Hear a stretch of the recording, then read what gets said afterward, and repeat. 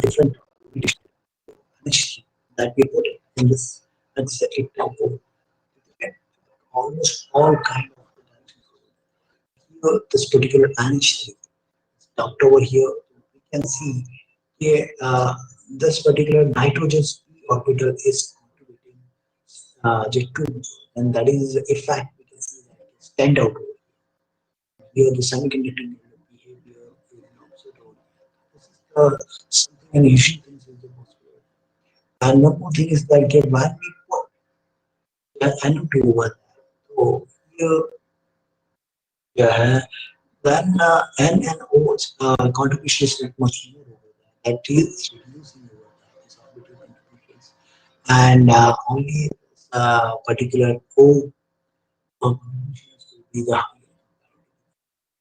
And here it begins. Now, similarly, then we are topping the SO2 over there. So here, that's again the oxygen contribution is much more compared to over here. And we can see that here the semiconductor behavior is observed. Similarly, you can see it as in a control graph where NH3 that's local that we can see that will be when we are talking about this particular genetics will be this will be the transfer will take place so that it is moving over there. This could be things that we can observe over here. And we had also seen what happened when you are the changing the positions. Okay, here the NH3, CO3 we'd also change that orientation is different. We'll utilize one condition we put it which do oxygen level down. Another we put it in upper direction and this would be down direction. And this would be our A type of conditions. This would be the B type of condition. In NH3, you can see the nitrogen that is down the side, and here from the lower side, that is the side over there. And this would be different kind of side. Here, that is, we can see one with the respect to the Germany and the second will be with respect to the hydrogen. They put in the different orientation with this particular thing. So this would be, we can see that will be the six different kind of the positions possible over there. We had tried all this particular the positions, and we had calculated this absorption energy. Yeah, and in this particular absorption energy that we had seen, it is like this way. Jaya, we can see this particular different cases that we had calculated is an absorption energy. So here for a SOT, for the this particular application, that we have the higher your absorption energy, and for NO2 that is the much more higher the absorption energy is observed over there. And similarly for the NH3, yeah, it is the lower area. So we can say these things for NO2. It is much more higher energy absorption energy compared to NH3 to SO. Can see this NO2. It is a much more good the sensing ability compared to this one. So this particular material can be also be used as the electronic gas sensor. Again, especially for NO2 gases, they have certain this particular applications. Okay, so we can also pay it the genuine based FET. Now, another studies that we can see that we also share the pendulum monolayer, and we have seen how can we use this pendulum monolayer as a surface catalyst or not. So these things can be possible. See what we've done. We had considered the different kind of pendulum. Here, this is the simple pendulum here in which we put it the 10 oxygens levels over there, and then two oxygens. Okay, then 3, 4, 5, 6, 7. So we put it here one by one oxygen level. One oxygen that we put it in this particular pendulum on layer, and the second, third, fourth, and seven, and we try okay, how much it can take that particular जो है hydrogen, sorry, oxygen.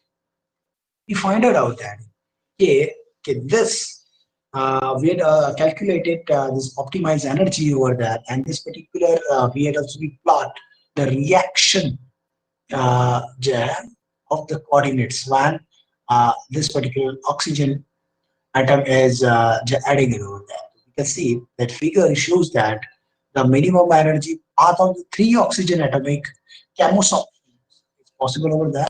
From all the mentioned system on the chemos portion is here we took the three oxygen atomic chemos portion, such as example for example on the hexagonal palladium surface, and this will be three oxygen atoms 18 pendulum. The direction by the reaction of this coordinates with the corresponding the optimization energy over there. And this particular optimized energy is decreasing as this particular numbers of this particular top oxygen is adding over.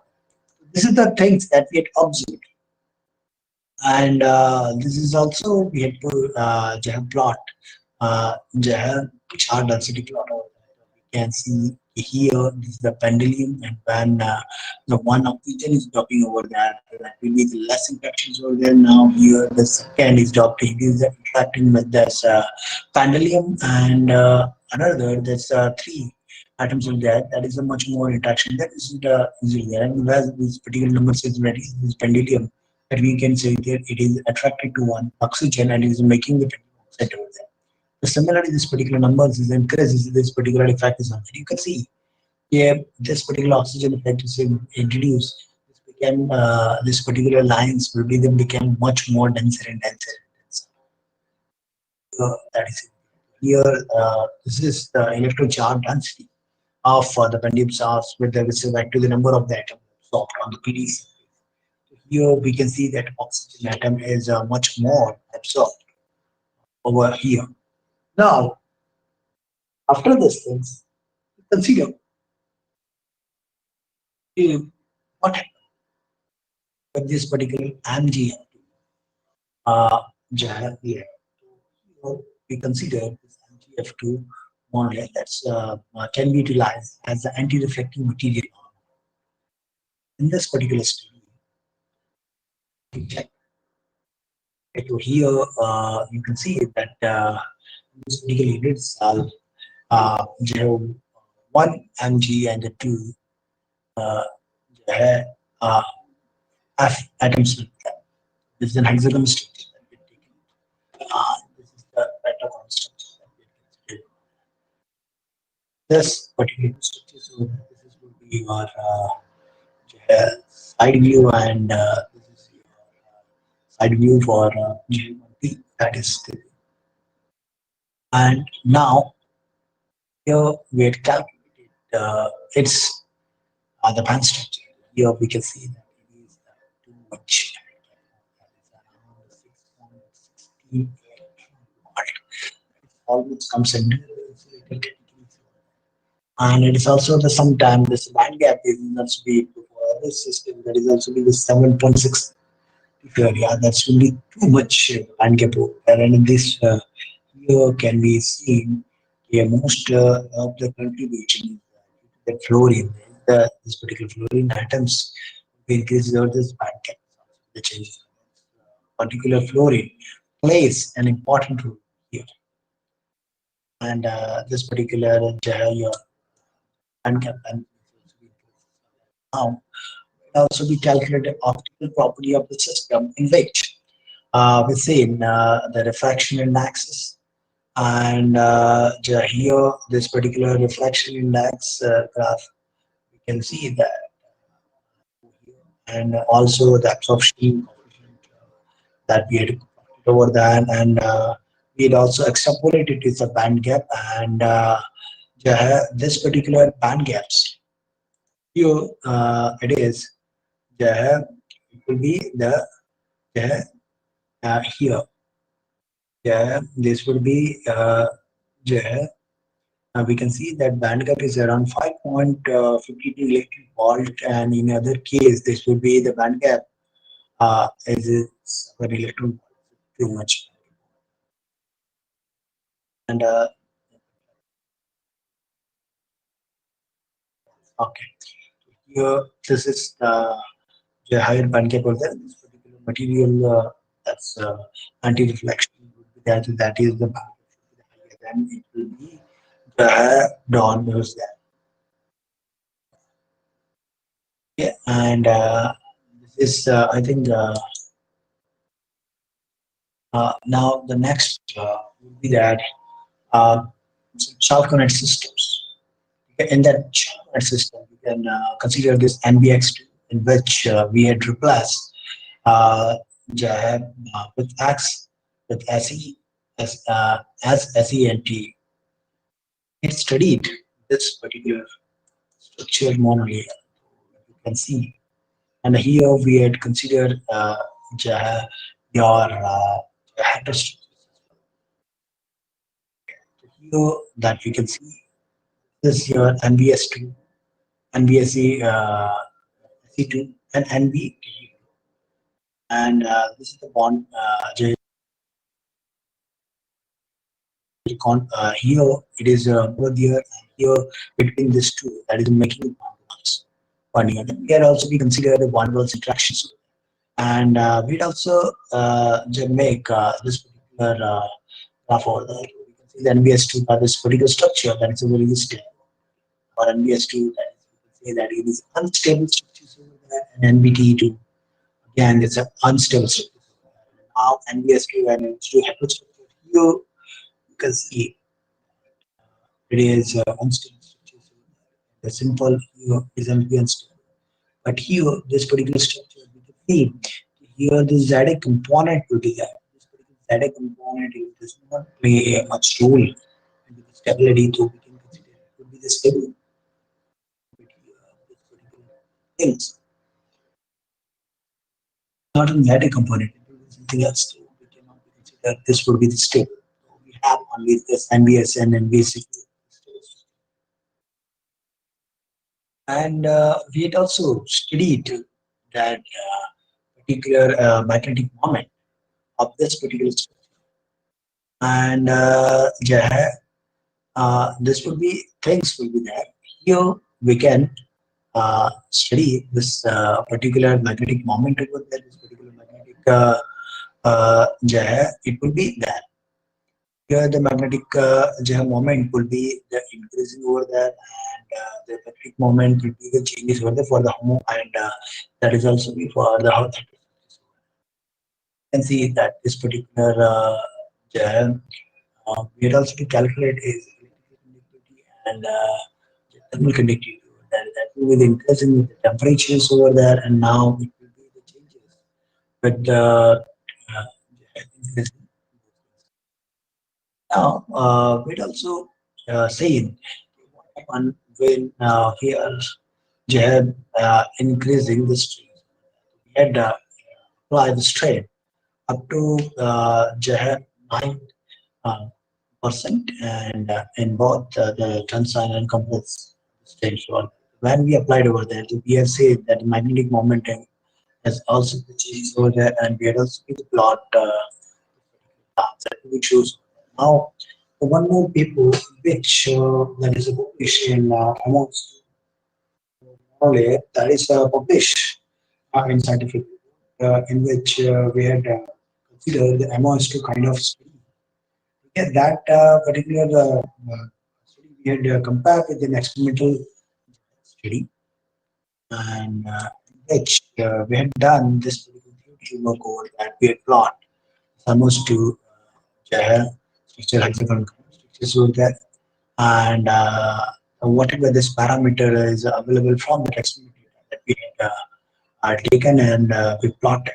We had done this particular calculation for this, and we had also we calculate this particular phonon for this, and it is positive. That will be whatever things that we are going at, it will be the good. And here we will see the two kind of band gaps.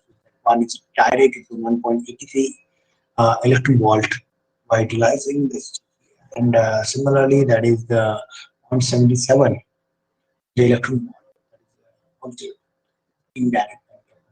So we had compared with this both the GTA and LTA at the time that we have done for HSC, but whenever we did the HSC, sometimes it is overestimated value for to that we had seen in our other students.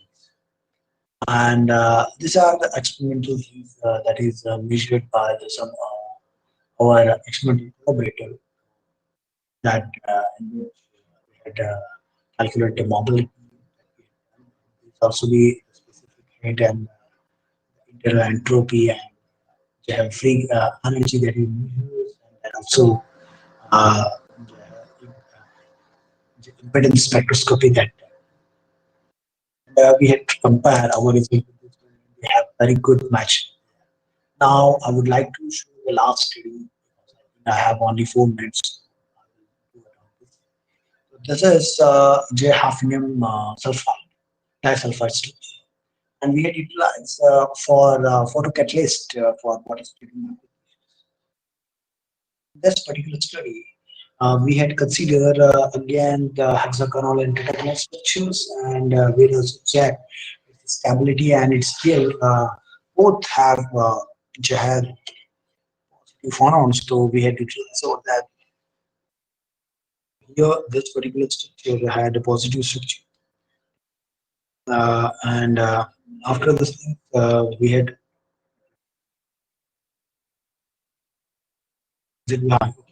and we had also be calculated its Japan structure. Here, very good band gap over there is around 2.66 electron volt and 3 maybe. And whenever we are talking about the photocatalysis application, so it should be the band gap should be the larger for this particular application. This particular looking at this particular band gap, you can say that it can be utilized for this one. So what we had done here, we had done over here, we put this water molecules from made the big sheet of 3 by 3 and of one H and you have one T structure, and we put it over there. One you have water molecule and two, three, four, and this way that we also calculate the internal energy of the particular structure, and we found out that by we increasing you have more then after this thing, this particular internal energy increases up to the 4 molecule, and then it will be drastically change. That will be there. And similar, the case is observed for the absorption energy. And absorption energy, that is when we are increasing, uh, that will be the going backward. Then after this, this is repelling over there. Okay, and there's some other case in the this particular jetty phase in which the opposite behavior is as this particular water molecules is increases, this particular its the absorption energy is also get increases with this. And we also show this reflections calculated over there. That is also we show this particular bonus electron molecule is shows and be over there. And this would be the last study in which we had made another structure of the 2D that would be the graphene kind structure that's it to be and that have we have seen you have hydrogen storage application. Okay. Here, this is the structure. This is graphene like structures, and these are the parameters that we added here that we are calculating for mutual energy. It is around of 5.39. It is closer to your graphene. That's why this particular system have very promising applications. And lots of the work has been done on it. So this is जो है structure. It is हमारे this way. जो है we had calculated of this particular. What we had done, this will be the pure you have SITP. And when we are talking about the hydrogen storage, the hydrogen can be stored in simple one. Put some other catalyst over that. That's a PD catalyst, put it over there. And again, we done these things. Yeah, we had add this hydrogen molecules over there. They get one by one. And I think I'm running out of the time. It, stop this over there. So here, just want to say that in a simple word, we made this particular sheet of 3 by 3 and we add this molecule, one hydrogen molecule, then two hydrogen molecule, 3, 4, and 5, and 6, and this goes on with the different location, and we had calculated the absorption energy, and also we had calculated the binding energy and the other charges over there, and that will be issues over there. Okay, there is up to this particular the 5 hydrogen molecules that it can be observed, and after these things is uh, this is the way I'm stopping over here, and this is the total theoretical works. So in this particular theoretical works, we got help from the IUAC HPC system that is at New Delhi right now. It is not providing much code over there, but some of the small simulations we are putting over there. And apart from these things, we are also utilizing the CDEC Param Yuva cluster. We have also the access of Michigan Tech University's Rama HPC system. That most of the simulations is done over there, and some of the simulations is also being put it over there. The Sweden, it's like university over there, and we are utilizing their HPC system for doing our calculation. And one more our collaborator, the Croatia, the ego we are utilizing is computing facilities also.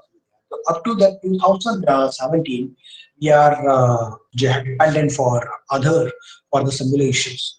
But in 2017, I got one ACRB project in which we purchased one electricity system, and now we are able to do it all these simulations at our office. Yeah, and these are my good members. Yeah, my collaborator over there. Now, thank you for this one.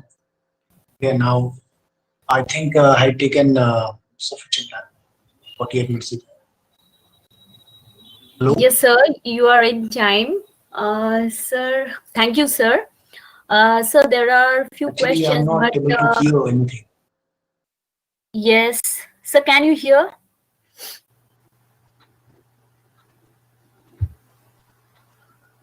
Hello?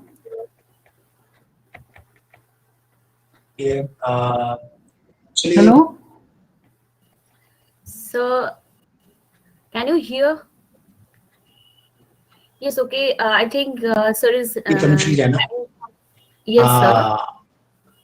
Actually, I'm not able to hear. Okay, sir. Okay, sir. So actually, participants, sir is having some problem of audio. That means he Okay, can't hear us, so but I we can think hear him. I will see this particular chat window. Chat window, some of the questions are there.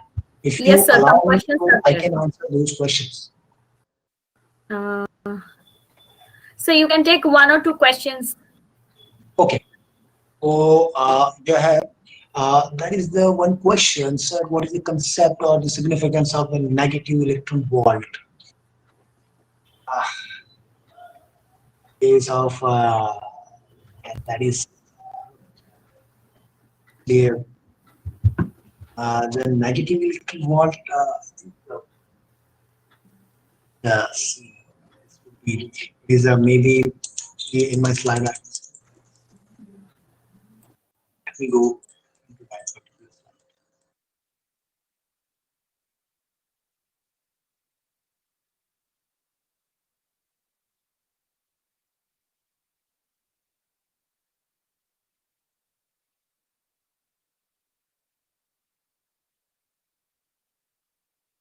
Actually, negative electron volt, I haven't seen. So, must be the positive. That means, uh, so we cannot say anything about this. Sir, are those molecules placed at a random rotation? No, it is not on a placed on a random rotation, but we have tried all the possible directions. Now, for example, for example, this over here, this is the here. This particular is NH3. Okay? So NH3 over there, there is an N over here. Okay? That's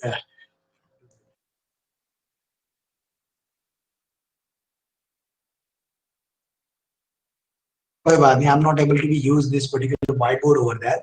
But when we are talking about NH3, that means one nitrogen and three hydrogens over there. Again, here, graphene dihydride, they have the germanium and graphene. So that may be all these possibilities there. That particular N is interact with the when what happens when you are putting that particular N with the H of that germanium hydride, and what happens when this N is put it exactly above that particular germanium. Okay, and what happens when we are putting that this particular hydrogen with that particular germanium or that particular hydrogen. Yeah. And what happened when we put in which the nitrogen is upward, and what happened it is in on the diagonal direction. All these possible the positions that can be possible over that we had used all the stuff. So we had used those things.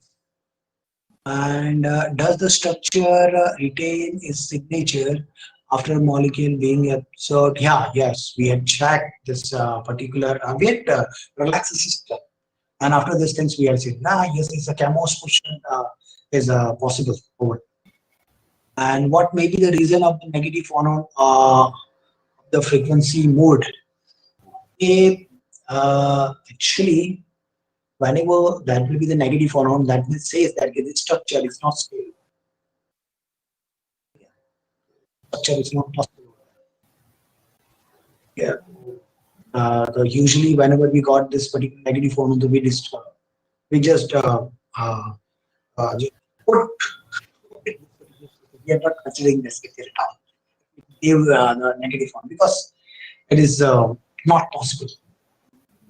That's why we cut it down. And second, are yes, hydrogen molecules is readily sputtered on Si2Bn? No, it is not a random. Putting on. Okay, we are putting in the different direction, whichever the possible. Okay, and after this thing, we are also relaxing the structure to see that okay, whether this particular molecules is changing its positions or because it's mostly because when you're putting that particular structures over there, that will be when you do the relaxation, there will be lots of chances. Yeah, it may be they try to accept it, absorb it, or sometimes it's a throwing back. So both the possibilities there. We'll look these things. Uh, okay, okay, you can. So Okay, we are I think my we will email provide ID. your email ID to participants. So Yeah. if they have Any any other question queries, to please write down in this chat box because I'm not yes, able yes. to hear anyone. Okay, sir, you have Okay. already Thank you very much, sir. written in chat box. So if any more questions they have, they will just email you, and so participants, sir will be answering the questions. Whatever you have any queries, please for further Okay, if emails. there is no question, then thank you very much, Anish, Ashish Mitra, and Anirban Das for inviting me for this particular session. And thank you, sir, for your wonderful lecture which you have shared with us. Hopefully, many of them will be more useful from your lecture. So we will move for the next lecture session, and that will be delivered by Dr. Anirban Dash. He's from College of Engineering and Management, Kolaghat, India, and that is the FDP which the college who's organizing. He's from our college, and he will be talking on the topic molecular modeling by open source software. And a brief introduction about him is that he graduated from the University of Bardhaman in 2001, and he then pursued MSc in applied physics and did his MTech from in materials engineering from National Institute of Technology, that is Durgapur. He then did his PhD in the field of superconducting materials from Sikkim Manipal University of Health, Medical and Superconductivity Division at National Physical Laboratory (NPL), and he was having a fellowship also, that is a research fellowship also. Now his main research area are in the field of theoretical and experimental solid state physics, especially the physical properties of material. Now I will request sir to please take over the session. Thank you, madam. It will take some time.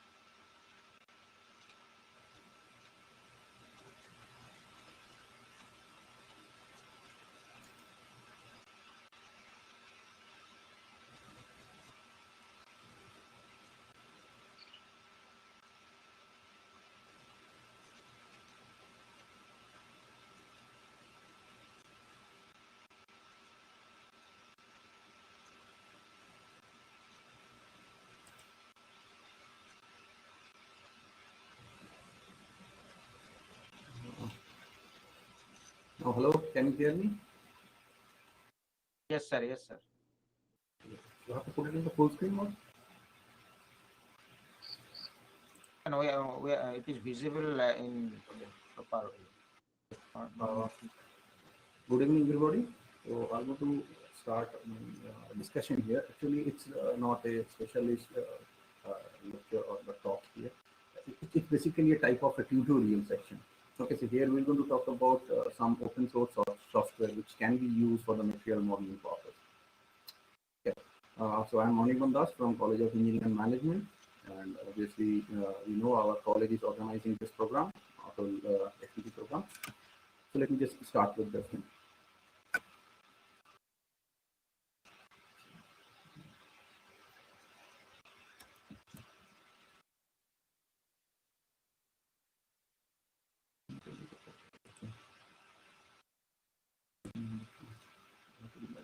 So material modeling.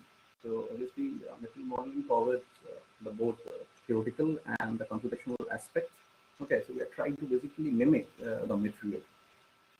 So in this material modeling section, one of the important part is that computational material science and engineering. So here we have to perform that simulation of these materials by using computer software or by using some computer code. So in this tutorial section, we are basically focusing on this particular part, the computer material design or simulation part. Here, I have just focused on this multi-phase material modeling part. And so here you can see along this axis, you have plotted the distance, in which dimension we are talking about. And in this direction, we are talking about the time, okay, the time of response. So you can see in the order of some 10 to the power minus 8 and minus 9, we are basically in the range of this quantum mechanical section. And from Then for this case, the time taken for the responses are in femto, or the pico is in the order of some 15 to 10 to the power minus 12 around this time frame. And if you are moving along this direction, you will come to that micro range, 10 to the power minus 6. So now the response times are around nano or micro, although the pico and the femtoseconds responses are also involved there in case of this molecular dynamics. After that, beyond this, along this, this 10 to the power minus 5 or minus 6 meter dimension, so you have the continuum section. One can really think about that mesoscale modeling, or the finite element modeling, or that engineering design. So you will see for engineering design, it's a type of some year you have to think about, like a minimum of year time you have to consider. For finite element, you have to talk about some hours, okay? And then mesoscopic, you have to talk about some millimeter to some millisecond to second time. Okay, so the basic backbone of the material really lies around this region, this quantum mechanical region. Okay, and also we can, if we're talking about this nano dimensionals, we really talk about this molecular dynamics. For this tutorial, we'll really talk about this quantum mechanical aspect, some of the quantum mechanical aspect, and this molecular dynamics section. Okay, so our dimensions are basically is in the order of some 10 to the power 8 to 10 to the power minus 5 minus 6 meter. And the time of response is in the nano to femtosecond, from minus 9 to say minus 14, 15 seconds. So the first part, that quantum mechanical aspects, this can be explained by this density functional theory. Okay, that quantum mechanical modeling, there are different parts of this one, but one of this one is that density functional theory. Number of experts have already discussed about this density functional theory. Indrajit sir, Yogesh sir has already talked about this one, so I'm not going details of this one.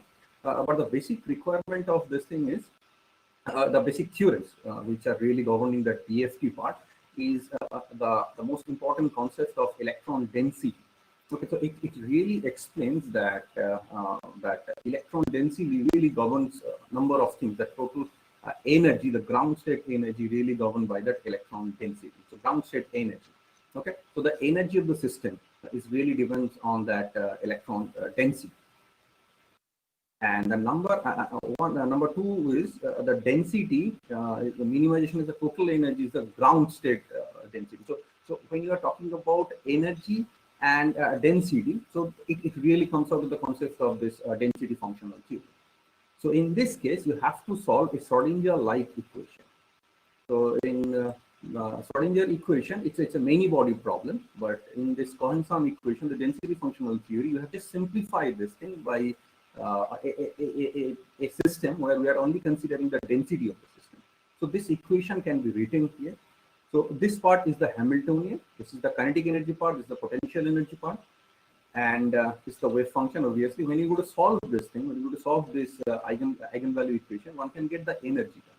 So in density functional theory, we are basically solving this equation by the concept of these two theorems, that energy density and that energy value, that epsilon is representing the energy. This should be minimum. This is the ground state energy of the system.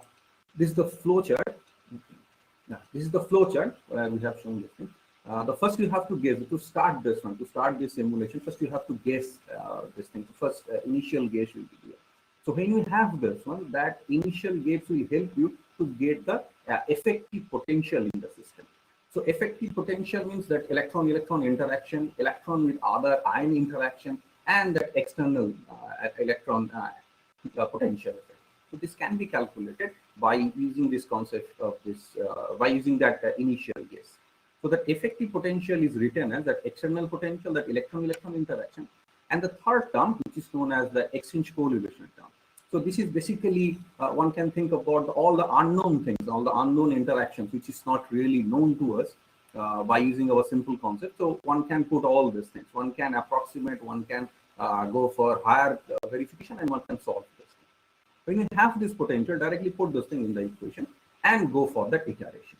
When you go for this iteration, and you have to set for the convergence limit. When it converges, you will really get the energy in the system. When you have the energy, you can calculate other things, other important things related to other property calculation, force and other eigenvalues and all these things. Okay, so this is the thing in case of that quantum mechanical one, the TFT calculation. And this is one important one. This is known as the Jacob ladder approach, where the people are really talking about that unknown things. Okay, one has to come out with some functional which will give you that idea about that exchange correlation, which is really unknown, which is really not known to us. Okay, so this can be solved by using this things. So this particular curve shows that at that level, that LDA1, that the linear calculation, the simple linear way we are considering as a homogeneous systems, we are solving this thing. So in this case, it is a very simple one, but it's not that accurate.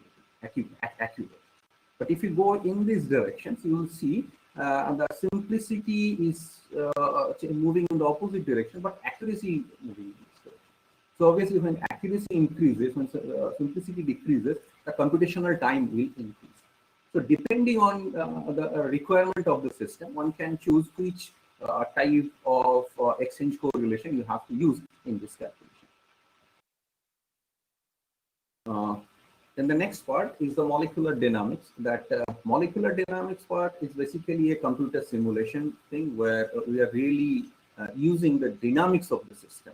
Okay, so we are talking about the molecules, we are talking about atoms. Molecular dynamics is not only applicable for the molecule, this can be useful for the, this can be applicable for the atoms also. Okay, so this was the idea where we really talked about the dynamics of the system. Now you can see in 1957, so it was first started with only 150 argon atoms. Okay, so they are non-interactive. So at that time, it really takes 4 days to solve all these problems. But nowadays we have some good computers, or even we can use a supercomputer to solve those problems. So in this case, so in molecular dynamics, we can use large number of atoms.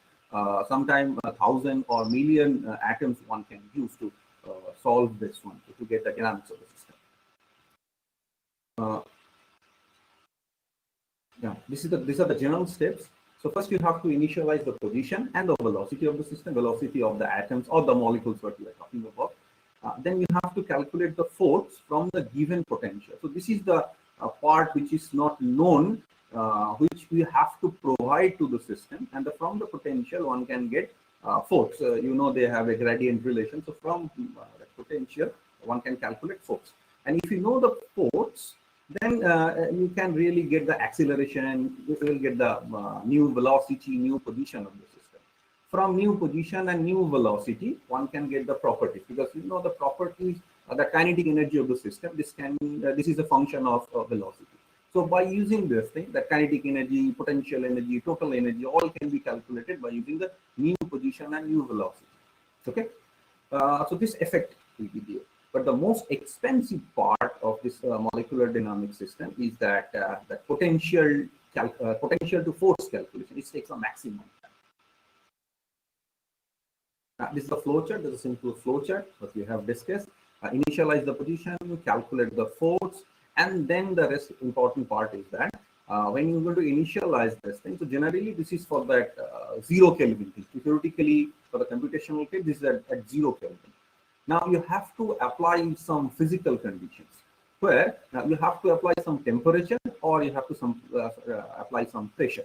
So you have to use the concept of thermostat or the barostat, the temperature of this thing. So it's something like this. You have just able to get some structure. So this will be around 0 Kelvin. Apply some thermostat, you will be able to get your desired temperature. This means around room temperature, 400 or higher temperature. Or even you can go for the lower temperatures, 10 Kelvin or 15 Kelvin. So depending on the requirement, you have to choose it. Same way you can vary the pressure. So then finally you will get the new position and new velocity. This will be useful for the calculating systems, for the property calculations. So here we'll discuss about some open source softwares. Okay, there are a number of open source softwares available. But here in this tutorial, we are really talking about which softwares are which can be used for those Windows, and this can be used for our ordinary desktop. Although you can use this thing for those supercomputers or this type of high specified computers. Why you should go for the open source softwares? Obviously, those who have availability of going for the paid software, they can use this thing. But those open source software, they have some advantages. That the source codes were given. Okay, so you can modify this thing depending on your requirement. and you can feed this to the system, and this will get the desired result from this one. Okay, so this is one of the advantage of this one.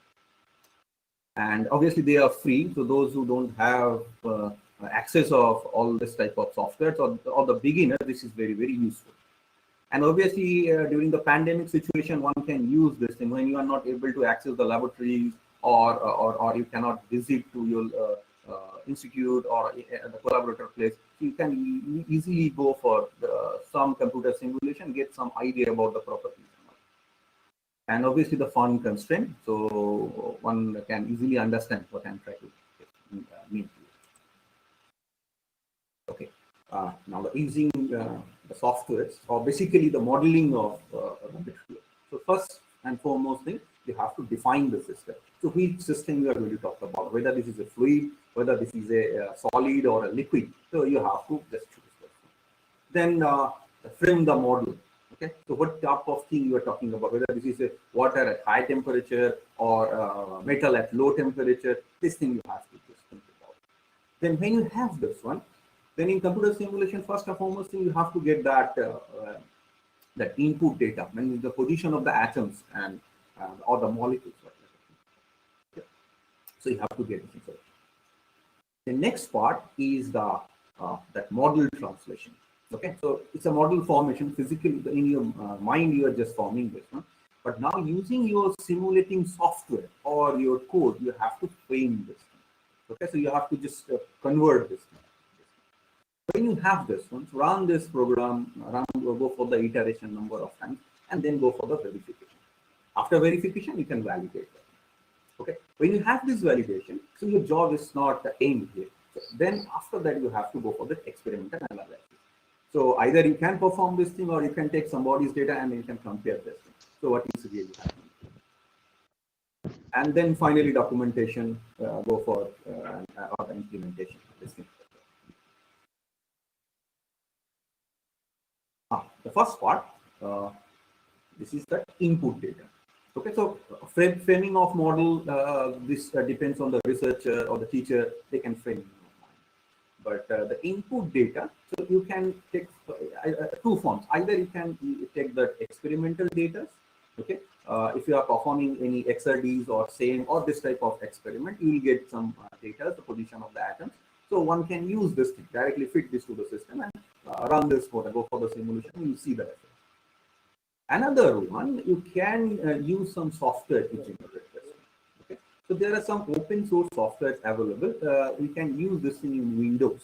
Okay, that Vesta software. Avogadro is another one. VMB, Atoms, or Nano Engineer. Nano Engineer, although they are mainly designed for the Linux, but you can run it in Windows. They all are open source. One can use this thing and to generate some of the stuff. So we'll take some of the examples how we can generate all those. Then I'm taking some examples of this Vesta software. One can search for this one and get that Vesta software. So it looks something like this. This page looks something like this. Okay. When you go to open this one and you download this one, the software initially looks something like this. Then either you can design your own structure. Either you can go for some sort of alloys or some sort of crystal structure, which is what you are thinking about. Either you can draw this thing, or you can use some of the known models. Okay, so for this known model, one can download some of those data files and plot this thing in this Vesta software. So here there is one website. There are a number of websites available. One can use this thing. That's materialproject.org. You can search for this one, and you will get your desired structure. So here I have searched it for the silicon. Okay, and you have to download that CIF file, that crystal information file. So you can simply download this one. So this will come in a zip file. Extract this one, keep it in a folder, and you can open it by Vesta software. So when you are going to open this one, this is going to look something like this. Okay, this is the unit cell they used to provide, and when you will open this one, you will get the unit cell of the system. And these are the atoms with the number of this one and the atomic position, that XY the points, the coordinate points there. Okay, then you can deal with this thing. If your init cell will go to solve the problem, directly get those data and feed this thing to your computer software, and this will go to run this thing. If you want to make it a large cell, then also you can use this thing. Here you can go for this extract data init cell, and I'm going to click this one. So you will have this option of translation of this thing. Then you can increase the cell along x-axis, along y-axis, and along z-axis. So finally, you will come out with that thing. So earlier this was a unit cell, a single one. Now we have increased 2 cells along all the directions, along x, y, and z directions. So you simply get that one. And all the atoms are, the position of the atoms are given here.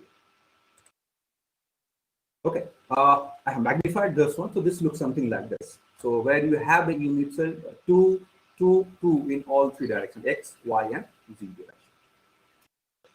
direction. This is one of the things. Then one can use Avogadro for doing this thing. Simply download this one and it can easily solve this thing. Okay, so this looks something like this. Go for this one. There are a number of options there. One can check this thing. So here I have just shown you that nanotube builders. Okay, when you go to click on nanotube, just set what will be the length of this one and all these things, you will get a nanotube, something like this. Okay, so this can be used if you are really working with CNPs. The next one is VMD. Okay, so VMD is another software we can use for the input visualization and also for the output representations. Okay, VMD, this can also be used for this one. Okay, so by using VMD, you can draw a number of things. Those people are working with the biological system, they can easily use that VMD. This is a very, very good software for this. Those who are really working with polymers, they can also use this one. Okay, and so I'm just showing another thing, which is that plotting of the CNP tube. Here you have 2 options. Either you can go for that CC, that carbon-carbon one, or you can go for the BN, boron nitride, the cylinder. This can also be there, the nanotubes. Also, you can plot the sheets. Okay, so one-dimensional sheets can also be, sorry, two-dimensional one. But Yogesh sir was talking about the 2-dimensional system. You can easily click over there and you can get a two-dimensional that carbon-carbon shape. Okay, we have this one. We're going to show this one, but the sheet can be used. How can sheet can be used? Okay. These are the data you can easily extract those data. It's the simple things. Okay. Now that modeling. Okay. So for DFT, there are a number of softwares are available. So this software, this quantum espresso software, this can be used. This is basically designed for the Linux, but nowadays you can use it for Windows also. Either you can run it for command prompt, or you can write it by using some other interface. So we really talked about this one. Siesta, it's purely for the Linux case. I don't know whether it can be used for the Windows or not. Orca, this can be used for Windows. Those people are really working with the chemical things, the polymers, or the biological system. They can really use this software. This is a very, very robust software. And that CM quantum, this is also can be used for those Windows systems. Okay. And for molecular dynamics, there are a number of softwares. So search for this one, you get a number of softwares for this one. But the LAMS, Tinker, and NMD, they can run in the Windows platform. But this Gromac and Amber, they can, we have to use the Linux interface. So we'll talk about LAMS here, so how to use this one. That quantum espresso and LAMS, as we have already mentioned this thing, we'll talk about that Windows interface systems. Okay, so quantum espresso, search for quantum espresso, you'll get that one, download this thing, and you can run it in the CMD mode. Okay, so one can do these things, but this is that input structure. Okay, so you have to use the control and the system. So you have to provide those data, that electrons, ion, and the cells. This thing you have to provide, and these are the atomic positions. Okay, that atomic specification, how many number of specifications are there, and what are those atomic positions. When you're going to provide all those information, then the system will go to run and you'll go to show the output. So either you can go for this one, go for the CMD mode, run it, and you'll get the results. Or you can use one of the interface. This was available in that Quantum Espresso website. This is known as the Burai interface. Okay. Okay. So download this one. So actually, you don't need to download. You just actually don't need to install this one. Download this one, and you can directly open it in your computer. When you going to open this one, you're going to click this thing, that Borai exe. So you'll see this will look something like this. So these are the recent file what I have already used. So this will be there. When you're opening it first time, this will be a blank space. Just to click any of those things, and you'll see how we can run this. So I have just taken all these things.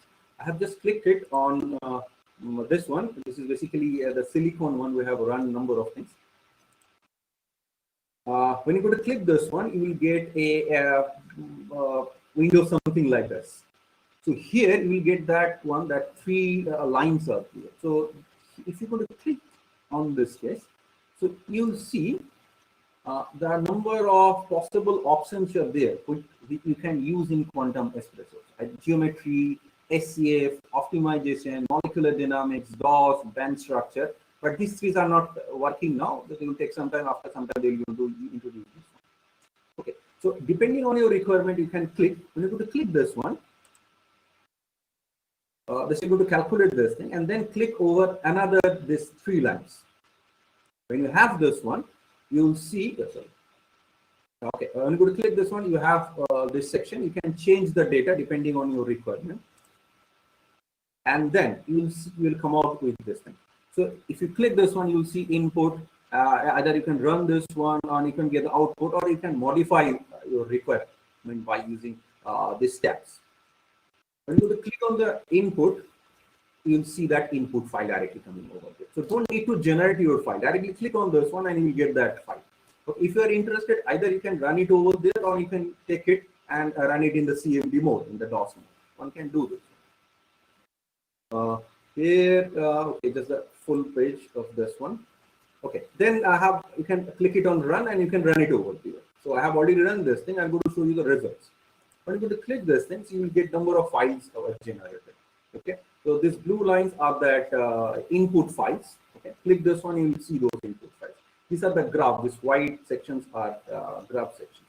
Okay, and these are the plots. Those things are band plots are there. Okay, and this is that empty thing what you can do. When you go to check on this part, okay, so you will see the system is really converging. Okay. The system is really converging, and they are also providing the total energy in a Rydberg energy unit. So multiplied with 13.6, this will give you in the electron volt. So you can easily convert this one. Depending on your requirement, you can change the plotting things, and you can see the nature is also changed. Also, click on the next part. So you will get that energy optimization. So in which value energy becomes optimized. Okay. So you can really get all those things. That density of state plot. Yogesh sir was talking about density of state plotting. So one can easily do this one. The band structure plotting. Okay. So this can be easily plotted. So you have to adjust all this things to get the best result. I haven't done this one. I've just plotted this thing and run this one, and we are just showing it here. Okay, so one can check the input files. So you will get, you can easily calculate what is the formulable of the system. Search for this one, and this will directly give you what is it. If you want to search for the total energy, write it here, this will give you the total energy of the system. So this is a very simple interface where we can run this quantum espresso. Now we'll talk about the Lam software, which will be used for that MD calculation. Again, these are the classical molecular dynamics. So we're going to use the basic concept of that potential to force conversion, and then from force one can calculate acceleration by using Newton's law of motion. Simple concept of F equal to m.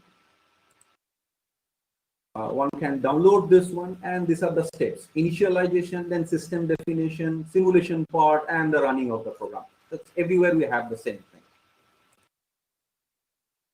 Yeah, this is a sample program, okay, where we are trying to find the minimization of FCC crystal.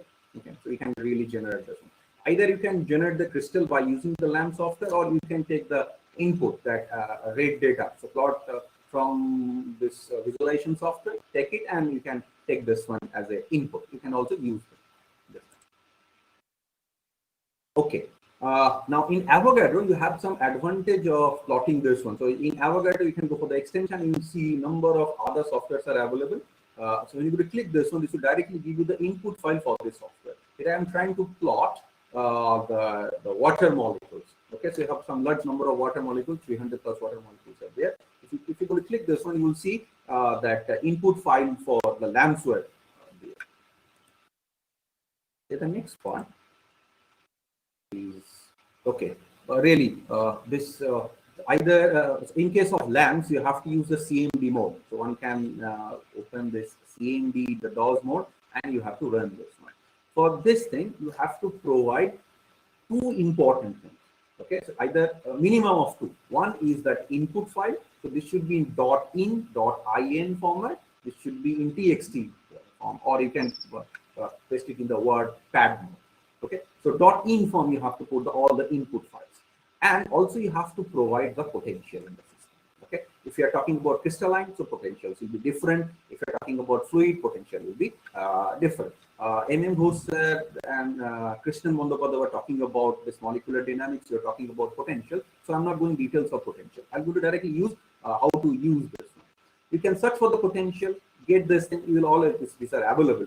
Okay, so get this thing and you can just download this one, and you have to paste it in a single file. Just run it by using that DOS mode. So the simple lamps _ serial.exe. So you have to generate that exe file, and then you have to write that input thing. Okay, so here we have that graph, the tensile.in thing. We're going to run this one. When you go to enter this thing, so this is going to run, and this is going to generate their output files. So in the next file, so you have all those generated files. These are the input file, initial input files, and the lower one, the generated files. Okay, so you will see I have just opened a single file 2 times, so we can show. So this is that equilibrated one. We have equilibrated the system at room temperature. I have taken a graphene sheet. I have just equilibrated at room temperature. Then I have applied the tensile. So this one, this particular txt file where I have plotted the temperature equilibrium, you will see a number of things are there. The total temperature, energy, and all those things are there. Okay, so this is basically equilibrating the temperature from 0 Kelvin. I'm taking at 3 Kelvin and equilibrating at that temperature. And then after this, in the same file, you will get that output here. So this is basically that output file where we have all those things. I'm using that tensile thing. So here I'm trying to plot that stress and strain related things. When you have those data, now you can analyze all those things. Okay. So the next part, what we have done, we have just tried to plot it this one. Okay. This is the temperature equilibrated part. So we have equilibrated around 300 Kelvin. I have plotted in origin software, and this is that stress strain curve. Okay, you all know, we have all read about this one. I have run it for a large number of times, but you can truncate it at that point, and you can see what is the effect over here. So this is really showing that stress strain curve over here. Okay, now so I'm going to finish this thing by showing that video in form of a picture thing. So I have just print screen this thing and plotted this one here on this specific one on this slide. Okay, so we are just trying to plot. So initialize a graphene sheet. Okay, by using that VMD software and equilibrate it at 300 Kelvin by using thermostat. Okay, and after that I have applied some tensile forces. Okay, so we're going to study this. So by using that video, one can easily run this thing. So if you can see the sig bar, which is initially at 0. Okay, so different. The next slides we're going to show the next part of this second box. Just you will see. So after some time, the 27 steps, it becomes elongated. Go for the next step. Further elongated. So for the next step, now see at that point you can see number of cracks are appearing in the system. Okay, you are stretching the system, so obviously this will go to some of the points they are breaking. Okay, still more breaks are there. More. Okay, now see this is the effect. So this is coming out, and then they are trying to again they are going for the strain hardening mode. They are trying to get it back. The bonds are really forming, but they are in a distorted form. And that final thing, I have run it for certain number of times. I have taken some of the data, 1,000 steps we have plotted. So you'll see this is the final structure. So when you have all those data, that video and those input files, one can easily analyze, one can easily predict what should be the mechanical property or the strain property of the system.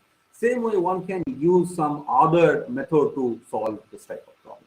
Okay, you can vary the pressure and you can see the other property calculations.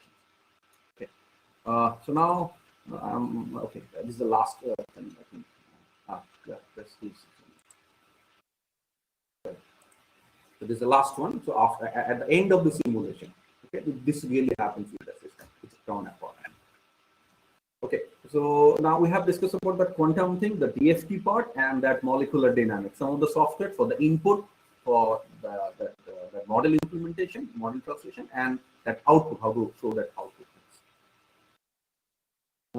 These are the few recent publications. So here we are using initially that melting and thermal expansion behavior by using molecular dynamics, then thermal conductivity, again thermal conductivity by using molecular dynamics. Then we are using some interface, that solid liquid interface, that nanofluids we are using. Okay, these two papers with the nanofluids, it's under communication. I haven't published yet. And then we have some study where we have studied that multi-scale. We have worked in a DFT mode and then moved to that ND simulation mode. Here we have studied that nanowaves, okay, that by using the multi-scale concept, DFT and that Lam Software. And one of this software here, we have used the DFT to calculate some of the superconducting material. We have studied that mechanical properties of the system. And okay, the last thing, it's not a conclusion. Obviously, it's not a talk. It's just a tutorial thing, so it's not a conclusion. But one thing you should have to say, this was stated by the great researcher, the great scientist, Richard Feynman. So it says that it does not matter how beautiful is your theory. Okay, it doesn't matter how smart you are. So it does not, if it does not agree with that experiment, that it's wrong. So you have to validate this. You can perform this thing, you can predict something, but it should be validated by your experimental data. Okay, and this is one of the common says is that the theory guides, but experiment decides. So you can do this thing, you can predict something, then you have to perform with some experimental. You have to compare this. Okay, acknowledgement. I should acknowledge AICT Apple program for supporting us. Okay, my college, my director, HOD, and other faculty members. Special thank goes to Professor Vallabhbhai, Professor Ashish Mitra, Tonusri Madam, and all of my sir. Okay, they are really helpful. They really help us. Okay, obviously I should thank my teacher and students, those who have helped to work with this thing, and all the participants, those who are bearing me for almost 30 minutes. Thank you.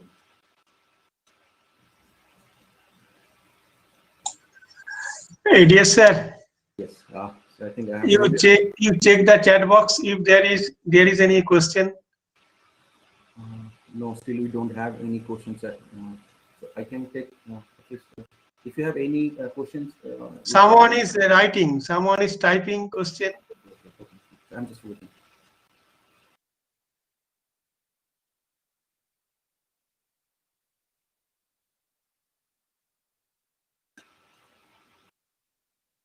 Okay, so you one question is there. Okay, so can we explain the potential energy versus time plot? If you have any reference material, sir. Actually, that potential energy, what we am saying that that potential energy initially when it is at room temp at around certain temperature, that 0 Kelvin temperature, so there is no change. It's a fixed one. Okay. But the problem is that you have to perturbate the system. That means you have to increase the temperature, or you can increase the pressure, or you can vary the pressure. So at that time, obviously, interaction is going to vary. Okay, so that's why you have to plot this one, the new potential with respect to that temperature with time. Okay, so we're going to change what are the effects we will see. Okay, if you have any reference material, sir, I have worked with some FCC crystals, some BCC crystals. Okay, we have worked with some fluids, aqueous fluids, mainly the water we have used, And some of those superconducting materials I have used for study this thing by using lamps and also by using the DFT software quantum expression. I think I have explained this thing, Bhanu Chetri, so I have.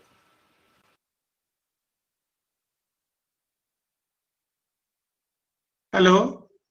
Hello, sir. Pramod Kumar is waiting, so you welcome him and then read out his CV. Yes, sir. First, you try to connect with him. Okay. Yes, sir. Yes, sir. Dr. Pramod, are you there? Pramod, are you there? Give some time, I will call him.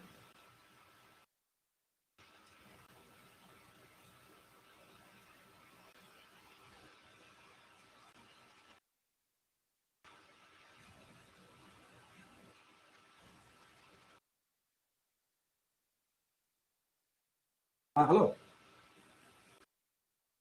Hello हाँ join हो जाइए sir hello join हो जाइए पहले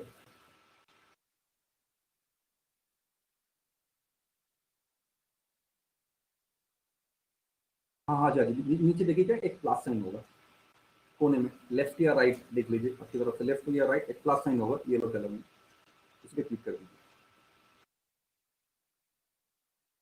हाँ हाँ हाँ share कीजिए उसे आप शायद इसमें नहीं है हाँ हाँ हाँ और तो वीडियो कैम भी ऑन कर लीजिए कैम भी ऑन कर लीजिए मुझे आपका इंट्रोडक्शन भी देना है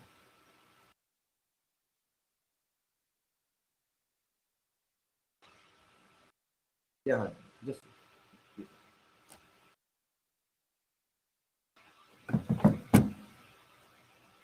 participants Pramod Kumar is joining. So I'm his introduction. Dr. Pramod Kumar received his MTech degree from Guru Gobind Singh Indraprastha University, New Delhi. And after doing this, he did his PhD from in NIT Srinagar in 2015. He received number of awards in different oral presentations. After this, he worked as a postdoc fellow in the University of Technology, Central University of Technology, South Africa, and currently he is working as a research fellow there. And his research field is plasmonic metamaterial conducting semiconducting thin films, heterostructure, plasmonic-based hybrid nanostructure for SERS application. Plasmonic photocatalyst for the environmental remediation, glass doped with noble metal nanocluster for non-linear optical device, graphene-based hybrid nanostructure for solar cell application, sensor, supercapacitor, oxide nanomaterial, DMS, magnetic nanostructure, structural and optical properties of hybrid materials for superior photovoltaic applications. Okay. So I think Dr. Pramod will be joined soon. Pramod sir, are you there? So please unmute your mic.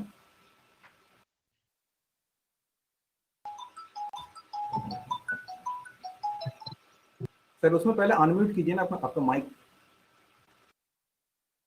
Sir ये जो है ना upload अभी हो रहा है तो इसलिए वो मतलब रुक गया अभी अपलोड कर रहा है थोड़ा टाइम लगेगा आप थोड़ा अपना वीडियो ऑन कर दीजिए वीडियो ऑन कर दीजिए ओके तो मैं अपलोड कर लेता हूँ फिर मैं वीडियो ऑन करता हूँ ना सर ठीक है ओके ठीक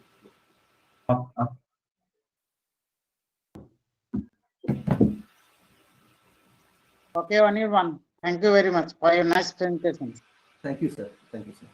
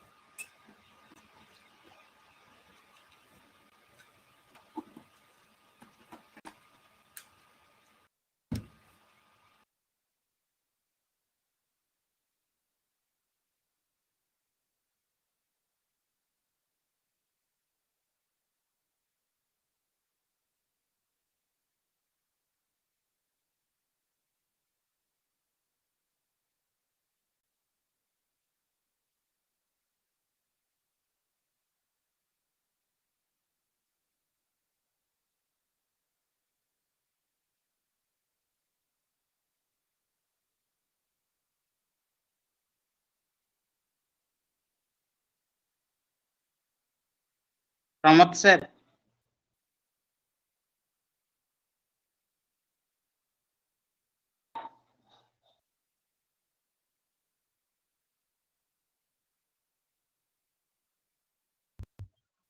ऑडियो में तो भी करवाना सर, ये स्क्रीन ही हो गई बिल्कुल, वो मतलब मुझे दिख नहीं रहा।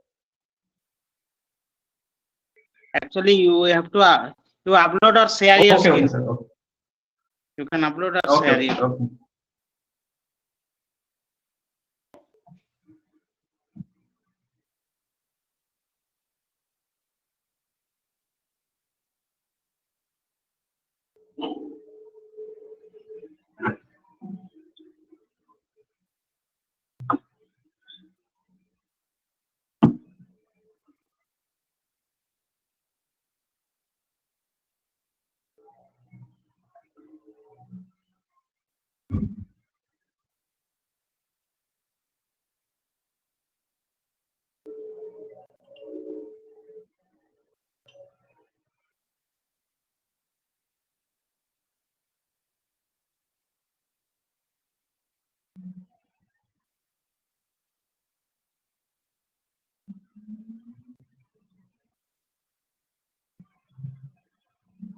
Sir, have you faced any problem? Yeah, sir, I'm getting some problem because this screen is coming like nothing is coming on the screen after uploading like PPT. Or you already upload the PPT? Yeah, I already upload the PPT, but after that I'm getting a screen, but that is nothing icon is coming. Okay, just I check. Please check it, sir.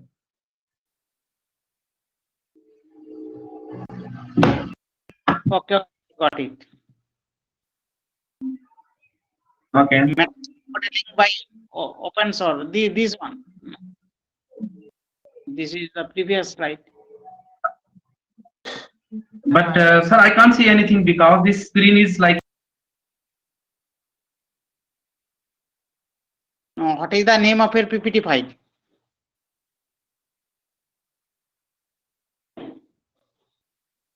Hello, sir.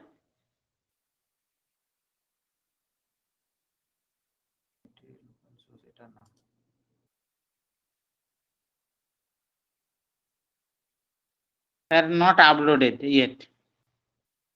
Not uploaded yet.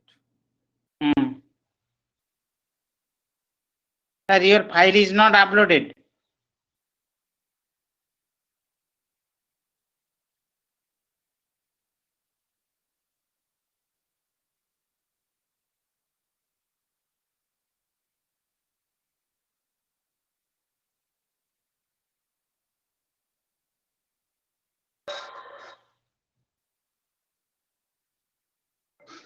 Hello. Hello, Pramod sir. Was trained in guerrilla warfare.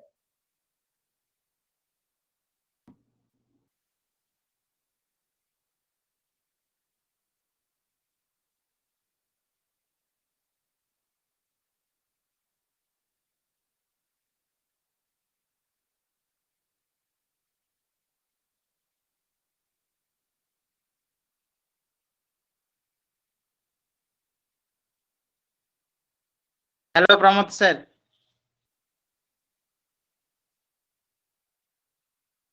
Hello. Hello, sir. Yeah, sir, sir. Sir, or another way, you just open your PPT. Okay. Okay, then after the webcam, behind there is a button share screen. Yeah, yeah, sir. Share screen. Then you click on there.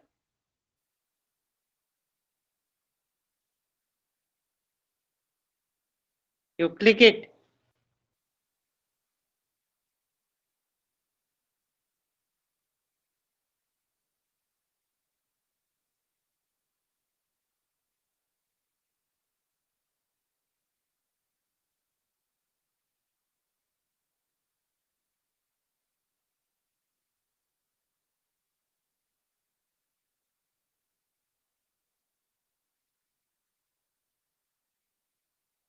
Hello, sir.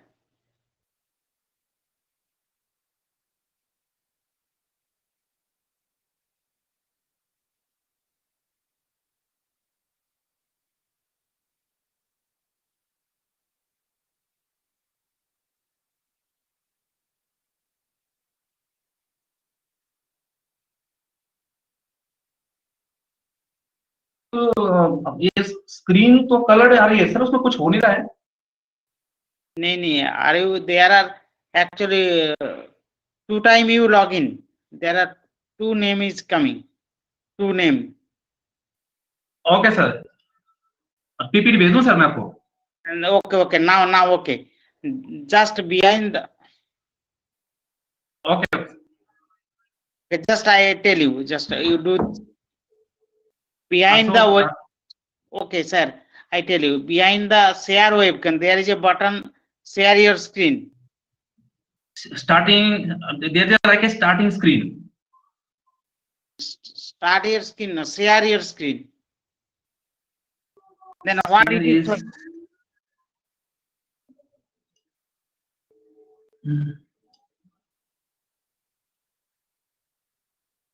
sir, is possible I will send you my PPT your site? Okay, what is the size of your PPT? Sir, what is the size?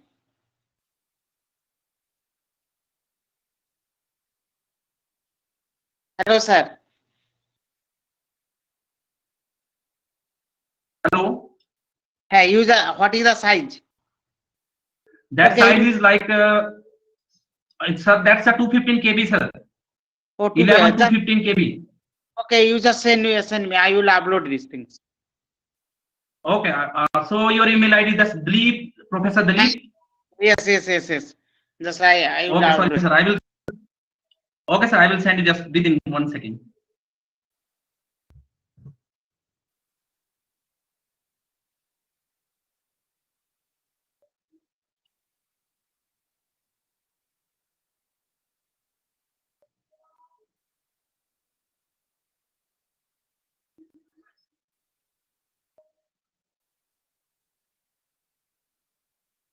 यार क्या पंगा है इसका?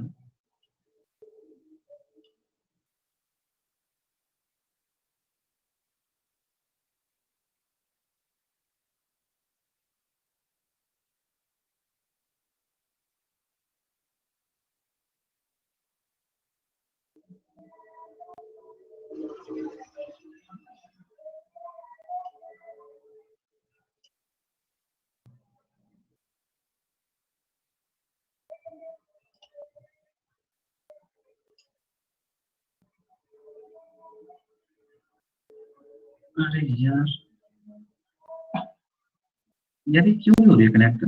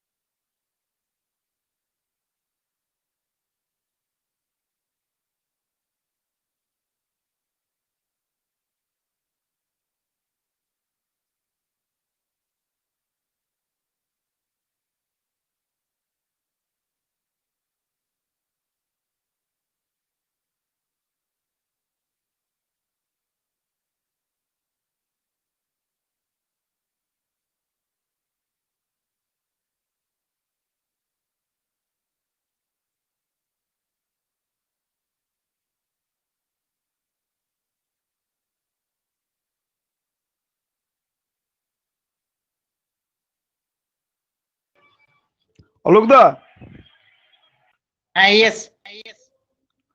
what we have to do? Wait. Just Okay, wait. thank you. So thank you, Bye. thank you. Bye.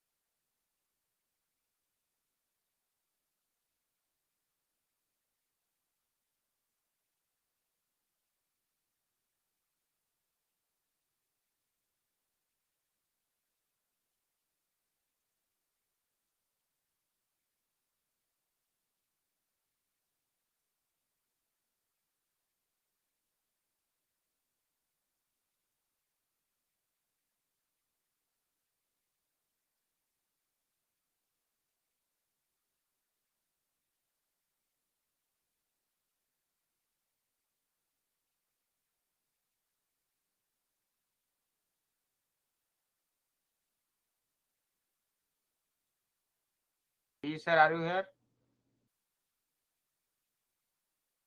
Receive the PPT. I just uploaded. Sir का ये दी दिन. And just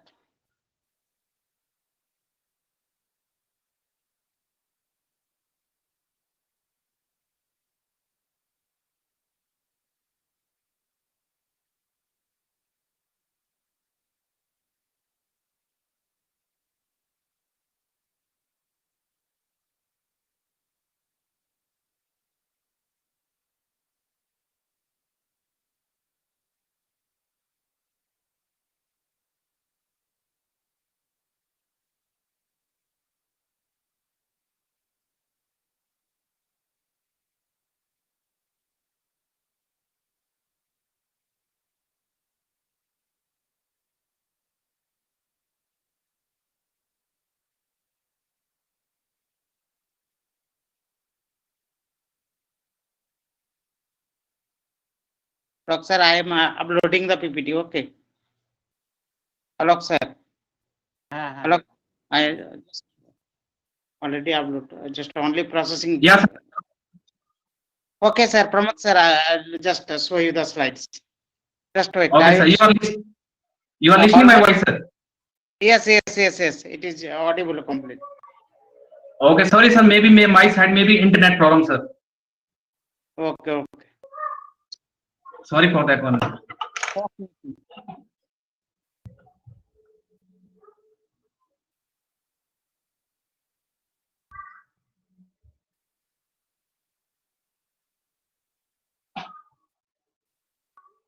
Listen to sir.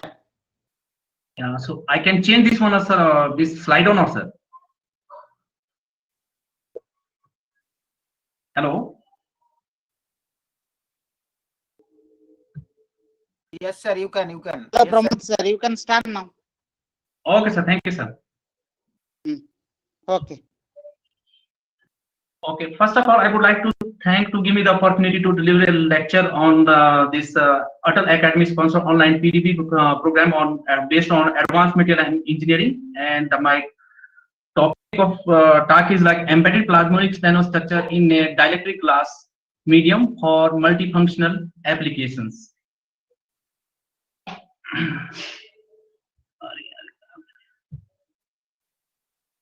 So this is basically the outline of my talk. First, I'm going to discuss about the plasmonics nanocomposites. Then I will discuss about how to synthesize these plasmonics nanostructure. After that, I will go to discuss about some plasmonics property of some noble metal nanostructure in glass matrix by UV visible absorption spectroscopy. Then I will discuss about the luminescence properties by using photoluminescence. And then I will go for discuss about some morphology studies by using transmission electron microscope. After that, I will go to discuss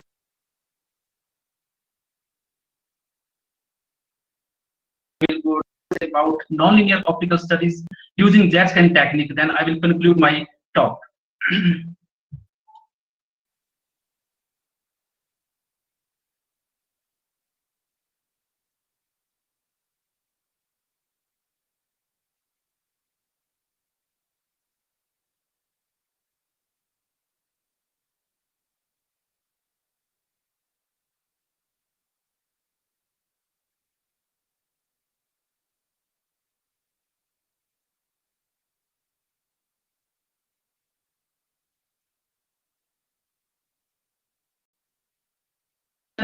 Composites, as you know, the field of plasmonics has been stabilized in an interdisciplinary area in which researchers coming from the different background, physics, chemistry, math, and engineering try to discover and exciting phenomena that is associated with surface plasmoresonance. The concept of the surface plasmonic basically arises when the electromagnetic radiation interact with the nano-sized metal oxide nanoparticle, which are basically smaller than the wavelength of the light. Then their conduction electron, they are displaced from their nuclei, and hence the upward charges that is built up on the metal nanoparticle, which act as a restoring force, which are responsible for the oscillation of these electrons. So such oscillations are basically maximized when the frequency of the incoming light that is matches with the oscillation frequency of the fluctuating electrons. So that is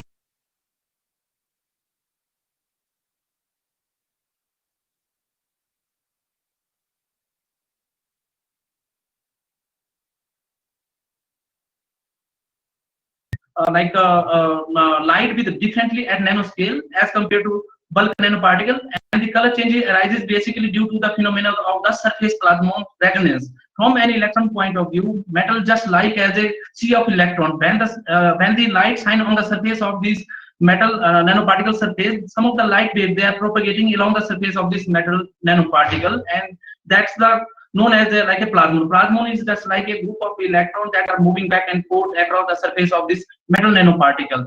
So plasmon is said to be like a resonance in frequency when the frequency of plasmonic oscillation. Plasmonic oscillation means the rate at which the electrons that are moving back and forth.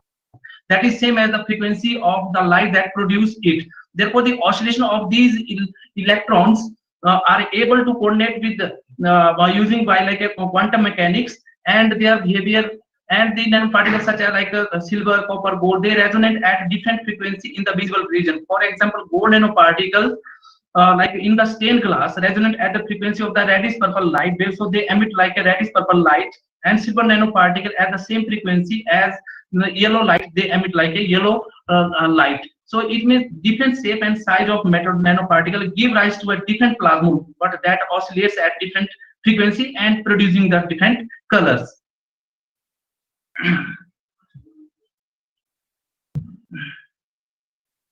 So there are a lot of techniques to fabricate this plasmonic nanostructure, like a top up like approach, then bottom up approach. But in the present scenario, I'm going to discuss about this matte punching technique plus ion exchange technique. So I'm going to discuss about how to fabricate these plasmonic nanostructure by using matte punching technique followed by ion exchange technique. So this technique is very economical. We can perform our experiment like with 2 to 5 minutes. So that's the advantage of this experiment. So this is the basically like a experimental script diagram of this gold nanoparticle that I prepared in the like a melt punching techniques, that is followed by ion exchange technique. So we have took a like a raw material of 20% of sodium hydroxide, zinc oxide, and 70% of B2O3. We mix this thoroughly with the help of the pestle mortar, and then we heat it at a high temperature. And after that, we put in that melted bath in the like a brass mold, and after that we cover like this type of the glass surface. After that, we took the reaction of gold chloride and sodium nitrate at 400 degrees Celsius for 5 minutes. After we have the surface of the glass nanoparticle, and the sodium is going to diffuse in the like outer surface of the glass nanoparticle.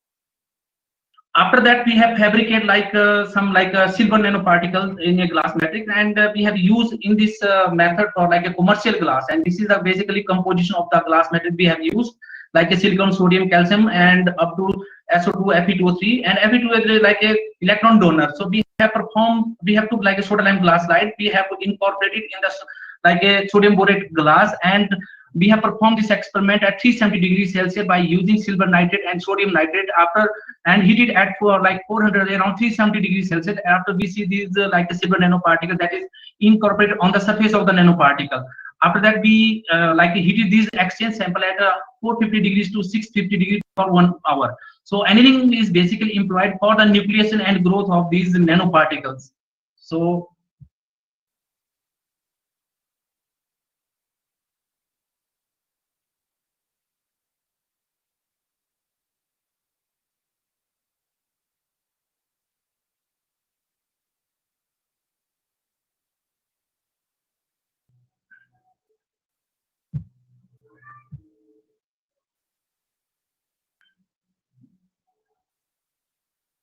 So similarly, we have performed this copper nanocluster in glass matrix. In the same process, we have used like a precursor of copper sulfate and sodium sulfate, and we exchange this one like a 580 degrees Celsius for 5 minutes. And after these exchange sample, we have heated at 450 to 650 degrees Celsius for the nucleation of the gold. This is like a copper nanoparticle in the glass matrix. And after that, we have prepared some AGCU core cell nanostructure in glass matrix by using the same technique. So in this technique, we have used like a silver nitrate and copper nitrate. So first we have performed a ion exchange method in order to incorporate like a copper in a glass. First we have incorporated copper in a glass, then we took like a copper exchange sample, and then we added like a silver nitrate and sodium nitrate, and after that we heated at like 580 degrees Celsius, and after after we remove the sample, and then the glass sample was cooled naturally and washed and dried. Then copper exchange sample was again dipped into the salt bath of AgNO3 and sodium nitrate at 450 degrees Celsius for 1 hour. Then these copper AgCU exchange samples were cleaned and annealed at different temperatures so that the nucleation and growth can be formed with the help of like annealing temperature. So we have performed like a different annealing temperature up to 650. And after that, after synthesizing this silver, copper, gold, and AGCU nanoparticle in glass matrix, we have performed some like the optical properties that give the basically the evidence of these plasmonics nanostructures. So yeah, so this is the basically UV visible absorption spectroscopy of this gold nanoparticles that we have doped in the glass matrix, and it can be clearly seen that for the crystalline sample, the absorbance peak is like 574.6 nanometers. So that means the gold the SPR peak at 574.6 nanometers gives the clear evidence of the SPR. When we increase our annealing temperature up to 550, it can be clearly seen that the SPR peak intensity gradually increasing, and the FWHM of this SPR peak that is going to reduce with increasing the annealing temperatures. So we have performed some May theory like a simulation formula that we have applied like a particle diameter equal to 2h cut Fermi velocity divided by FWHM. So we have calculated the FWHM of the same spectra, and we have add here, and we use like a Fermi velocity around 1.4 into 10 power 6 meter per second square, and we have calculated the particle size like 10 nanometer, like 5.3 nanometer to 15.5 nanometers when we are annealing our sample up to 550 degrees Celsius.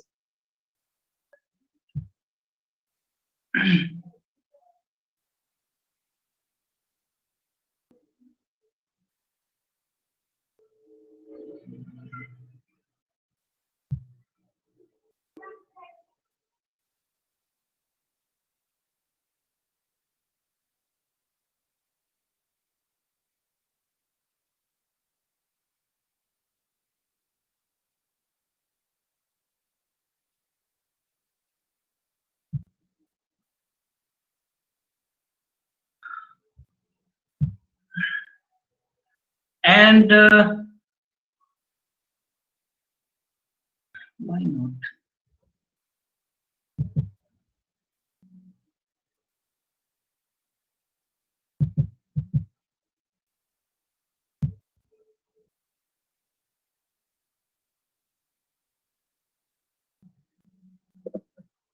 Hello? Hello? Yes, you are audible. Please carry on. Sir, I can't move my slide. That's a problem. I'm getting some problem. My slide is not moving like properly.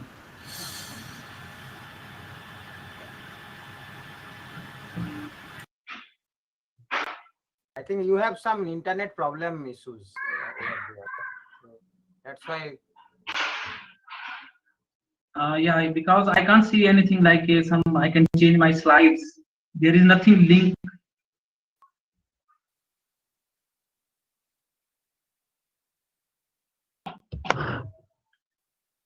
Hello?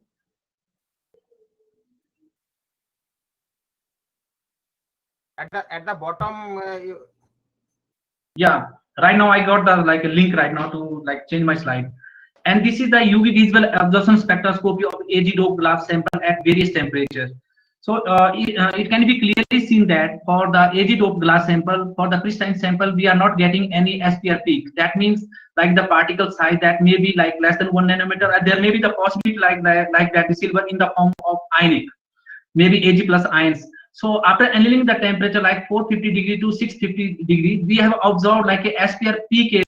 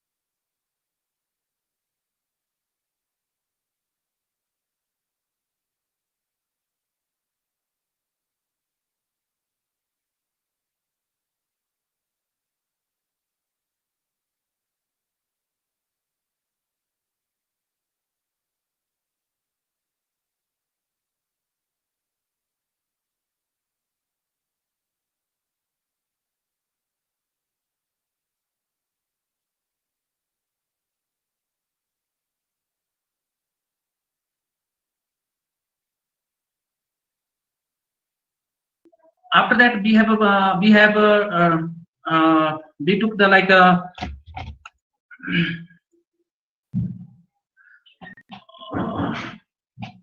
what's happening? Hello.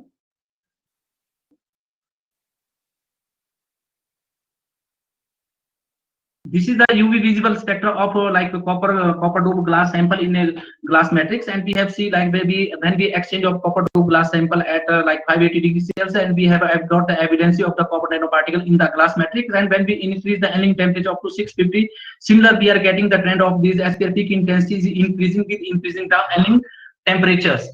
So this type of the increase like the SPR peak intensity just give the information about the increased formation of the copper nanoparticle in the glass matrix, and we have calculated this particle size by using this Lee simulation formula, and we have observed the maximum particle size is 9.8 nanometer when we are annealing our sample like 650 degrees Celsius. So in this case, we have vary the particle size that is from 2.6 to 9.8 nanometer. Then we are going to anneal our sample like at various temperatures.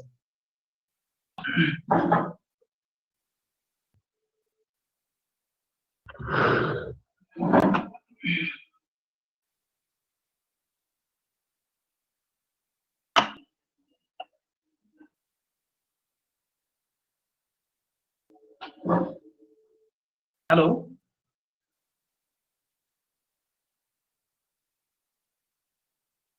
Hello. Yes, sir. Hello. Yes, sir. We are getting your audio, sir. Hello.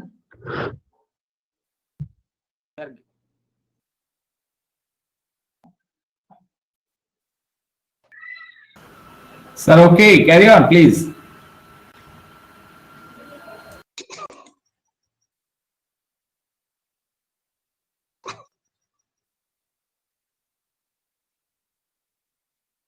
Actually, some network related issues are there. Hello.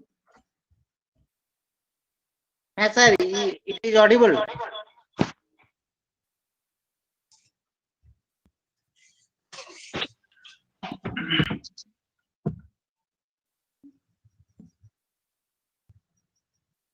You are audible, sir.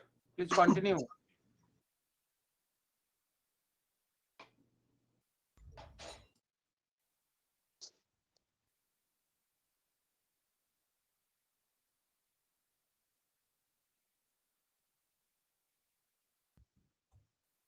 Sir, please continue.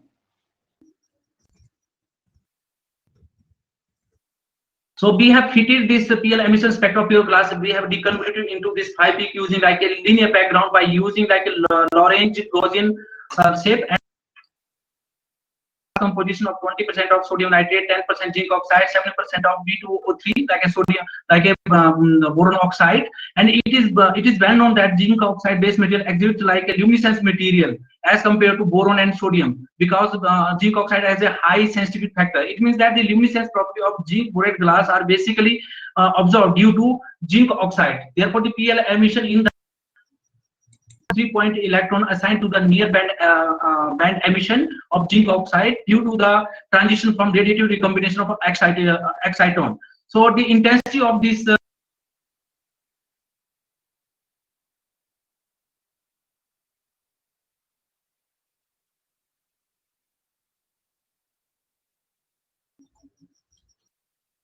are drastically reduced after doping with gold nanoparticles. So this confirms that the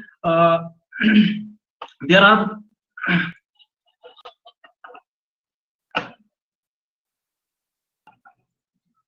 hello. Sir, it is audible. You can continue. Yeah, sometimes I can't change something like okay. After gold doping the glass, we have observed like a broad consisting of the multiple band in the range of 2.6 to 3.1. That is basically originate from the sample after thermal treatment, which are basically prominating and relative high intensity as compared to like a near band emission. Additionally, the intensity of peak of like around 2.4 has drastically reduced after gold doping, and the annealing dope sample it was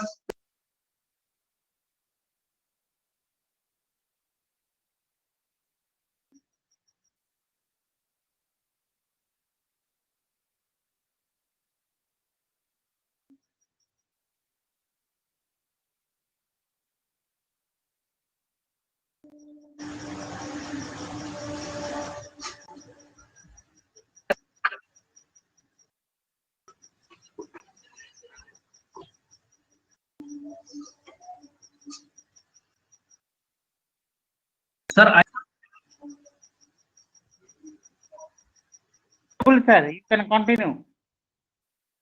Continue, sir.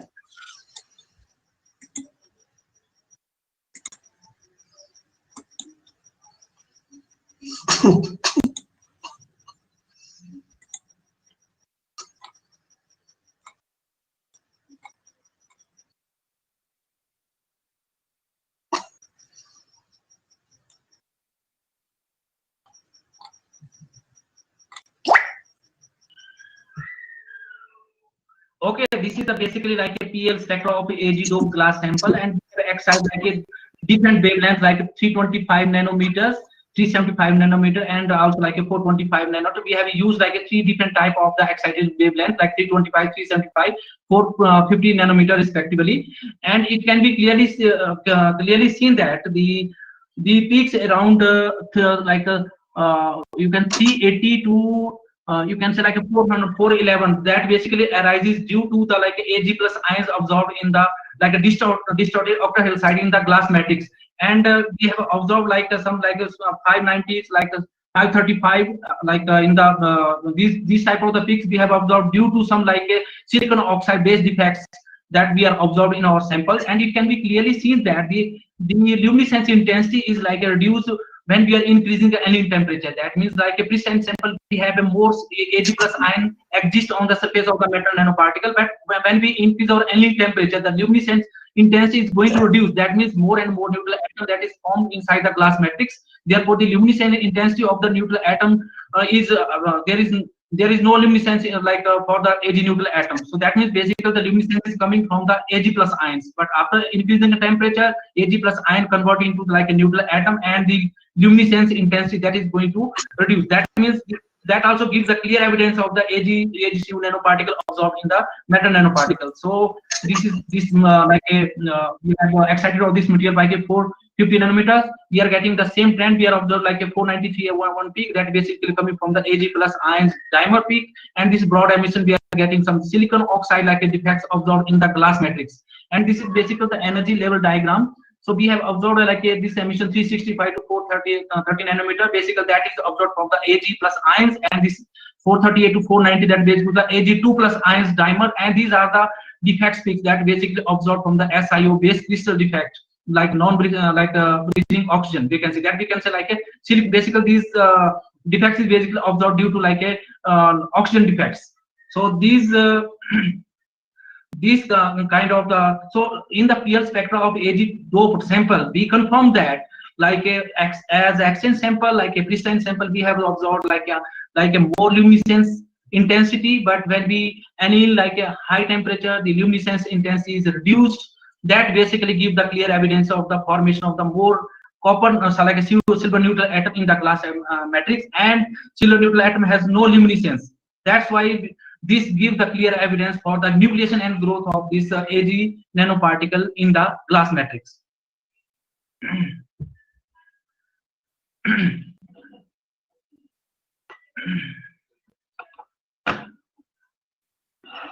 After that, this is the like a PL spectra of copper doped glass sample, and in the present scenario, we have excited our material like a two different wavelengths, like a 280 nanometers and 325 nanometers. Basically, the luminescence peak basically originated from the copper plus 3D4, 4SN2, 3D the 10 state we are getting of this. But in the present scenario, we are not getting any peak in the range of 400 to 450.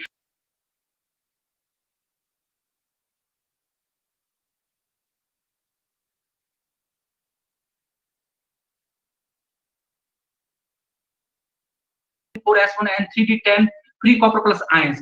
When copper plus and oxygen in the glass matrix like formed like a distorted like a octahedral coordinate symmetry of the local electric field, and copper plus ion thereby allows the forbidden electron transition. Therefore, the emission range in the range of 501 to 534, as seen in the figure, that is closely nearly to the wavelength of 490 that observed by the previous some researcher, and this intensity is basically observed for the copper plus ion, that is tetragonally distorted octahedral side. The difference in the wavelength as well the variation between the sample occurs due to the different host and the defects in the like a glass matrix.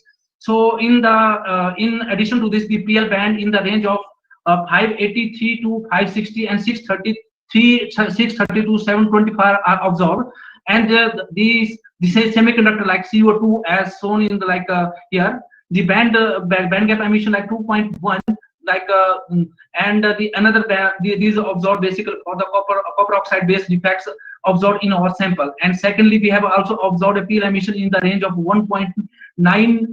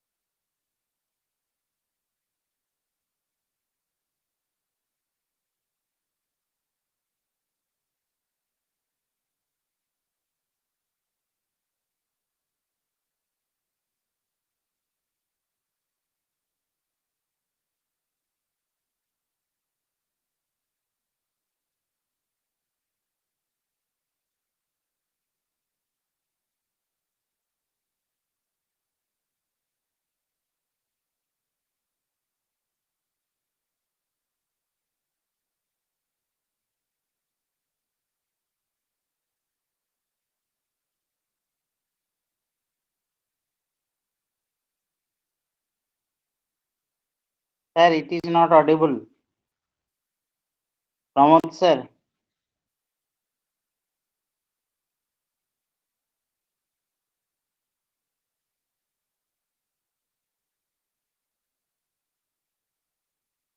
Pramod sir, it is not audible.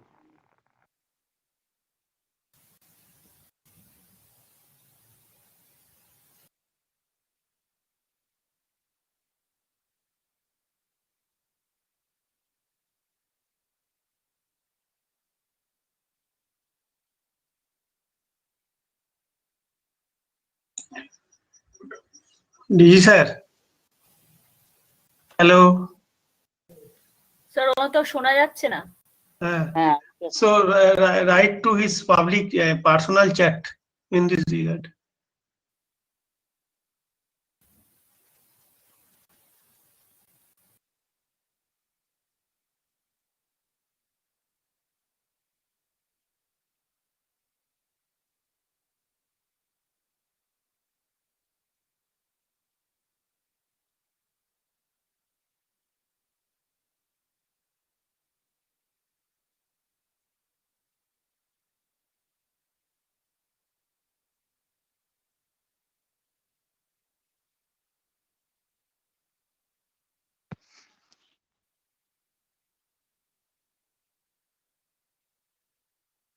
actually in their region, actually terrific network problem is there. They already communicate us that there is a network problem in their state.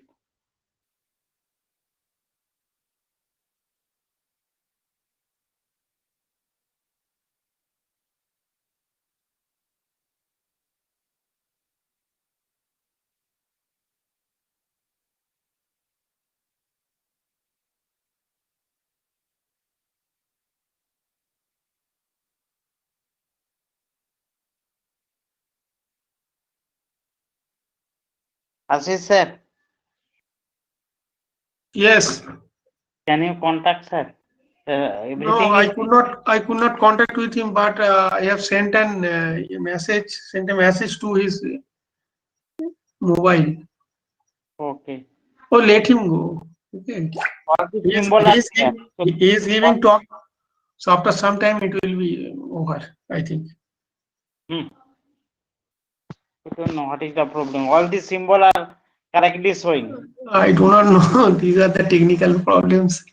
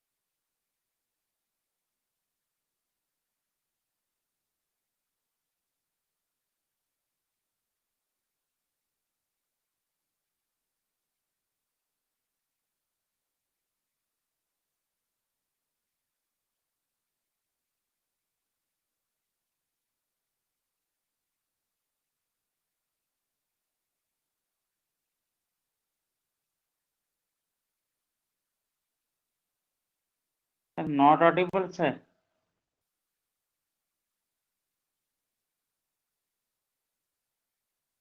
হ্যাঁ sir কি করবো? Then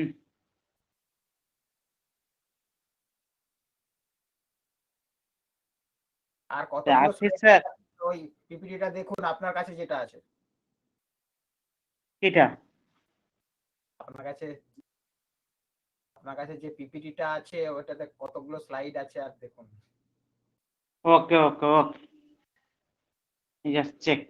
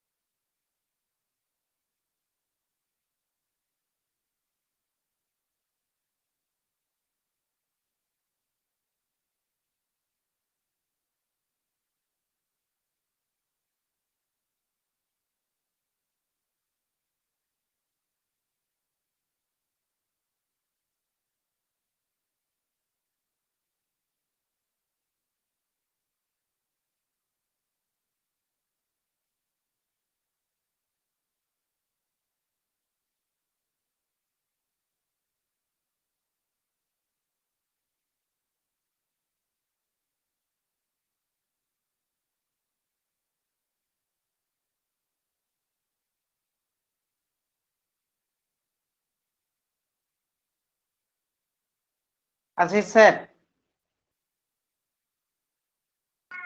Yes, sir. I am here. Hello. Hello. Ah. Then actually, sir, leave the meeting. Otherwise, we have to actually close the sessions. You please close because time is already 15 to That's 10. 15 to 10 participants. They are. Okay. Just you tell the Tanushree ma'am to end the sessions. Sir, okay, we will be ending the session now, and because we are not getting the audio also, so for today we are ending the session, and tomorrow again we will start at 10:30, so join before time.